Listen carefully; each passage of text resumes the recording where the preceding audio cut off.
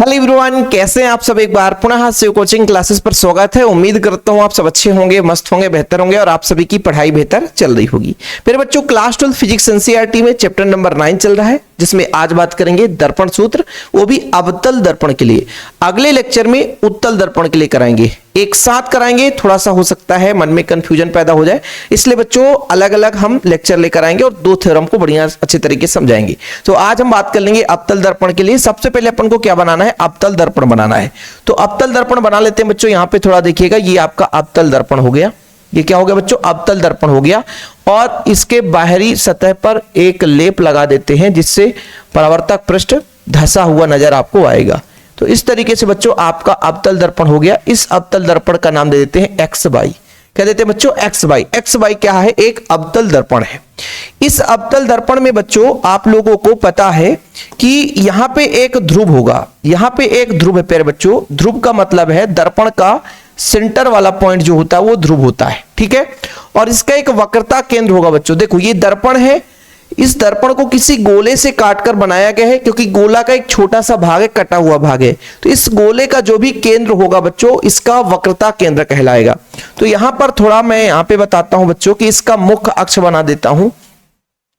ये इसका मुख्य अक्ष हो गया बच्चों, ठीक है, ठीक है, मुख्य अक्ष हो गया, ठीक।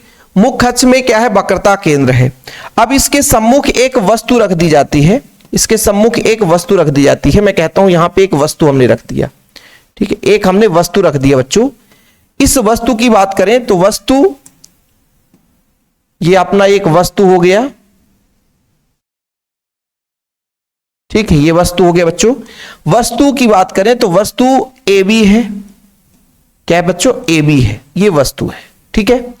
वस्तु से प्रकाश किरण चलती है, एक प्रकाश किरण उसके ध्रुव पर टकराती है। जैसे मैं कहता हूं कि यहां से वस्तु से प्रकाश किरण चली बच्चों, यहां से प्रकाश किरण चलती है, यहां से प्रकाश किरण चलती है, ध्रुव पे टकराती है। कहां पे टकरा दी बच्चों, ध्रुव पे टकराई। और परावर्तन के बाद क्योंकि परावर्तन की क्रिया होती है, परावर्तन के बाद बच्चों इस तरीके से चली जाती है। आपतन कोण और परावर्तन कोण हमेशा बराबर होता है, तो इस तरीके से परावर्तन के बाद बाहर की ओर चली गई। यानी ए से प्रकाश किरण चली, दर्पण पर टकराई और बाहर की ओर आ गई। दूसरी प्रकाश किरण पर बच्चों, दूसरी प्रकाश किरण चलती है, इसके वक्रता केंद्र से होकर जाती है। एक ध्रुव पे टकराई बच्चों, दूसरा प्रकाश किरण वक्रता केंद्र से होकर गई, यानी गई और उसी दिशा में वापस आ गई, ठीक है, गई उसी दिशा में वापस आ गई। अच्छा, यहां पे जो आपने देखा था ये प्रकाश किरण बच्चों इस दिशा में गई और वापस आ गई।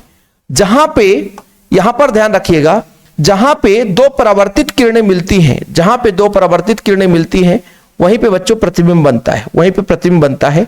और इस तरीके से आपका प्रतिबिंब बन गया। वो प्रतिबिंब कौन सा बना सर, तो वो प्रतिबिंब बना आपका ए डैश और बी डैश, ठीक। यहां पे बच्चों आपका वक्रता केंद्र है सी। इस तरीके से यदि आपने बना लिया तो सिंपल है, आपसे क्लियर। ये वाला कोण बच्चों और ये कोण दोनों बराबर होंगे, ठीक, क्योंकि ये आपतन कोण है, जिसे हम किससे दर्शाते हैं, आई से रिप्रेजेंट करते हैं। किससे रिप्रेजेंट करते हैं बच्चों, आई से रिप्रेजेंट करते हैं। ये आपतन कोण है और ये वाला कोण जो है वो अपवर्तन कोण है। नहीं भी बनाओगे तो भी चलेगा, जरूरी नहीं है। इतना यदि आप लोग डायग्राम बना दिए तो काम हो जाएगा, इतने में ही हमको लेकर चलना है, ठीक है। चलिए, तो हमने क्या बोला मेरे बच्चों कि माना एक्स वाई एक अवतल दर्पण है, जिसका ध्रुव P है, वक्रता केंद्र C है। वस्तु ए बी को बच्चों हमने दर्पण के मुख्य अक्ष के लंबवत रखे हैं।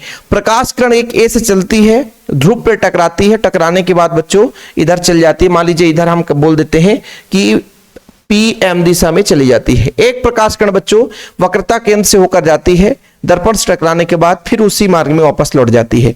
दोनों जो परावर्तित किरणें हैं, दोनों परावर्तित किरणें हैं, बिंदु A डैश पर बच्चों मिलते हैं और यही आपका प्रतिबिंब हो जाता है। क्या प्रतिबिंब हो जाता है, ठीक। इतना क्लियर। मैं ज्यादा लंबा चौड़ा हिंदी नहीं लिखूंगा, नहीं तो आप लोग परेशान हो जाओगे, है ना। तो सर कोई दिक्कत नहीं है। ये आपका आपतन कोण है, ये आपका I है बच्चों, और ये आपका आर है। यानी आप लोग यदि मान लीजिए परावर्तन के बाद आप लोगों को पता चलेगा कि सर यहां पर क्यों नहीं लिखे, तो यदि परावर्तन के नियम से मैं आपसे बोलूं, परावर्तन के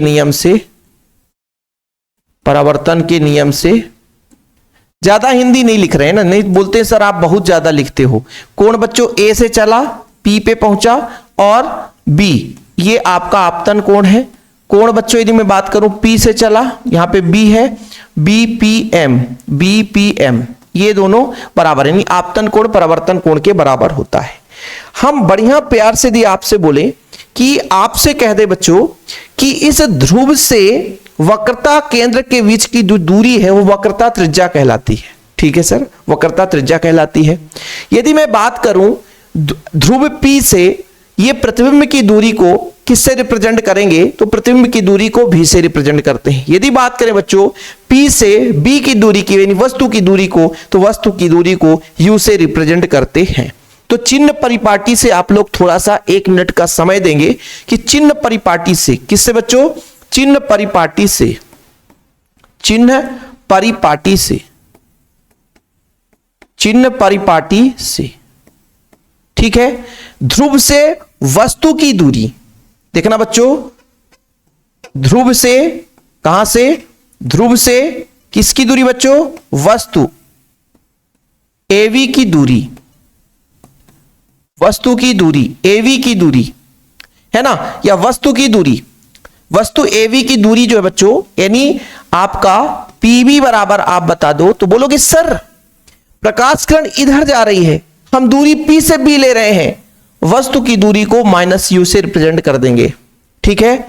ध्रुव से प्रतिबिंब की दूरी, ध्रुव से प्रतिबिंब की दूरी कहां से, ध्रुव से प्रतिबिंब की दूरी, बोलो सर ये तो बड़ा सिंपल है, प्रतिबिंब की दूरी मतलब प्रतिबिंब कहां पे है, PV डैश, PV डैश, इसको अपन -B, ऐसा क्यों, प्रकाश किरण इस दिशा में जा रही है, हम दूरी P से P डैश ले रहे हैं, तो विपरीत है इसलिए बच्चों।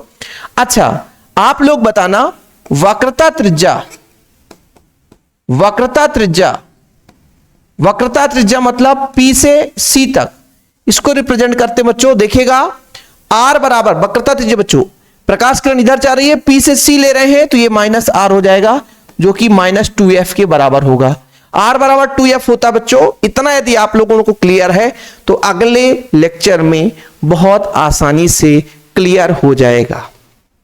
इतना आप लोग थोड़ा सा देख लो, क्योंकि हम बच्चों समकोण त्रिभुज, यहां पे कई समकोण त्रिभुज बन रहे हैं, जैसे आपका एक समकोण त्रिभुज ये आपका ABC हो गया, एक समकोण त्रिभुज ABP हो गया, एक समकोण त्रिभुज बच्चों A'-B'-C हो गया, एक A'-B'-P हो गया। तो इन्हीं समकोण त्रिभुज के कारण समरूपता का गुण दर्शाएंगे, और समरूपता के कारण बच्चों संगत भुजाओं का अनुपात समान होगा। बस इतना क्लियर करना है। तो चलते हैं अगले पेज पर। अब पहले आप लोग समझिएगा बच्चों, एक मैं त्रिभुज यहां पे लूंगा, त्रिभुज लूंगा बच्चों, तो त्रिभुज में आपको थोड़ा समझना है कि एक त्रिभुज लूंगा जैसे ABC और A'-B'-C, ये दो त्रिभुज लूंगा और इन त्रिभुजों में बच्चों समरूपता का गुण दर्शाऊंगा। देखना त्रिभुज ABC और त्रिभुज A'-B'-C, ठीक है बच्चों।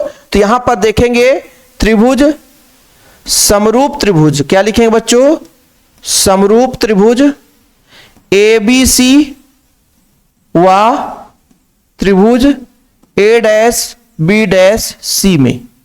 देखो बच्चों AB का जो संगत भुजा होगा वो A'-B' होगा, और बच्चों देखना थोड़ा सा AB का जो संगत भुजा है वो A'-B', इस त्रिभुज की बात कर रहा हूं अभी, इस त्रिभुज और इस त्रिभुज में जहां पे गोला लगा हुआ है, इन त्रिभुजों की बात कर रहा हूं बच्चों, ठीक है, ध्यान रख लिए ना। तो AB का संगत भुजा A'-B', और बच्चों यहां पे CB, ये CB है ना, C से B लेंगे क्योंकि डायरेक्शन उधर से ही दूरी मारते हैं, तो C से B की दूरी बच्चों V'-C होगी, क्योंकि संगत भुजा, संगत भुजाओं का अनुपात समान हम बात कर रहे हैं, संगत भुजा की बात कर रहे हैं बच्चों। तो यहां पर लिखोगे कि CB अनुपाते V'-C, ये चीज हमने कर लिया। समकोण त्रिभुज, सॉरी समरूप त्रिभुज है, संगत भुजाओं का अनुपात बराबर होता है, इसको अपन एक समीकरण दे देते हैं, ठीक है बच्चों। अब फिर से समझना, दूसरा समरूप त्रिभुज इस प्रकार से लेंगे बच्चों, थोड़ा समझने की कोशिश करिएगा। एक त्रिभुज आपको नजर आएगा, कौन सा त्रिभुज, ABP। देखो बच्चों अब ये वाला त्रिभुज, बड़ा वाला त्रिभुज, ये वाला त्रिभुज और एक ये त्रिभुज, ये भी आपस में समरूप होंगे, APB और बच्चों A'-PB' या A'-B'-P, ठीक है। दो त्रिभुजों में समरूपता का गुण यही होता है कि यदि त्रिभुज समरूप हैं तो संगत भुजाओं का अनुपात बराबर होता है। संगत भुजाओं का अनुपात बराबर होता है। अब समरूप त्रिभुज ए बी पी व त्रिभुज ए डैश बी डैश पी में, ठीक है, संगत भुजाओं का अनुपात बराबर होता है। तो इसमें भी बच्चों आपका क्या हो जाएगा, ए बी बटा ए डैश बी डैश और पी से बी बटा पी बी डैश, और इसको आप समीकरण 2 दे दो। फिर से मैं चित्र में चलता हूं, ए बी का संगत भुजा ए डैश बी डैश और बच्चों पी से बी का संगत भुजा पी बी डैश, क्योंकि दो त्रिभुज, ये त्रिभुज और ये त्रिभुज ले रहा था, त्रिभुजों का संगत भुजाओं का अनुपात बराबर होता है। यहां तक खेल खत्म। तो समीकरण 1 और 2 से, समीकरण 1 व 2 से देखना प्यारे बच्चों, समीकरण 1 और 2 से कुछ नजर आएगा आप लोगों को। नजर कैसे आएगा कि the left side A B बटा A dash B dash, A B बटा A dash B dash, left बराबर है तो राइट भी बराबर होगा, यानी राइट क्या हो जाएगा, सी बी बटा वी डैश सी बराबर पी बी बटा पी बी डैश। बड़ा सिंपल है। देखो बच्चों, ये पी बी डैश इनका मान हमको पता है, कैसे, P B minus U P B dash minus B. P C का मान पता है, हाँ पी सी का मान पता है, तो यहां पर पी सी है ही नहीं भाई, हमें इन दोनों का मान पता है, बस बी सी का मान निकालना है। अच्छा सर, बी सी का मान कैसे निकलेगा, इसका मान निकालना बच्चों, इसका मान। तो एक काम करेंगे सर, पीबी में पीसी को घटा देंगे, पीबी में पीसी को घटा देंगे, समझिए में आया बच्चा, यहां पर समझिएगा, पीबी में पीसी को घटा देंगे तो सीबी आ जाएगा। बी डैश सी है सर, यहां पे समस्या है, बी डैश सी है तो पीसी में पीबी डैश को घटा देंगे। क्या बोला हमने, पीसी में पीबी डैश को घटा देंगे, और यहां पे बच्चों आपका पीबी बटा पीबी डैश है। यहां तक खेल आपको समझ में आ गया होगा।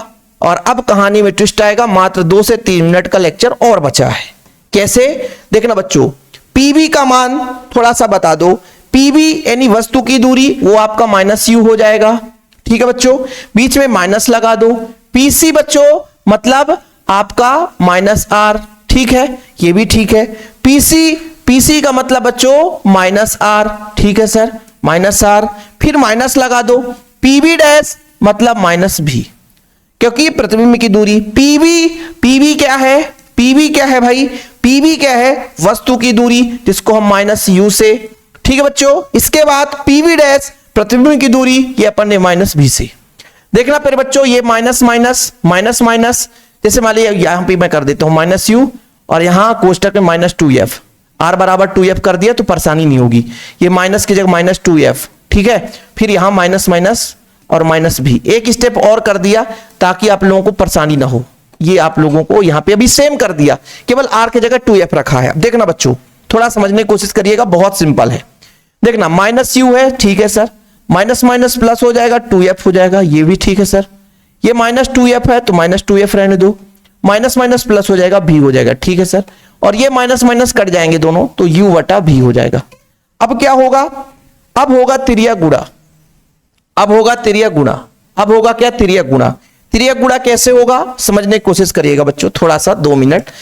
यहां पे इसका गुणा करेंगे u का भी, तो माइनस यू भी हो जाएगा, प्लस इसका गुणा इससे हो जाएगा 2vf हो जाएगा, और बच्चों इसको इधर ले जाएंगे तो माइनस 2uf हो जाएगा, और इसका गुणा इधर होगा बच्चों तो आपका uv हो जाएगा, ठीक है।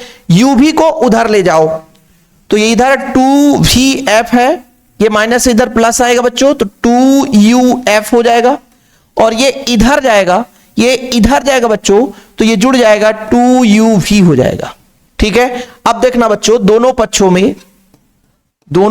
में या आप एक काम और करो, यहां भी 2 है, यहां भी 2 है, यहां भी 2, हर जगह खत्म, तो यहां पर बचेगा vf प्लस uf और uv बचेगा। जहां जहां 2 था कैंसिल हो गया। दोनों पक्षों में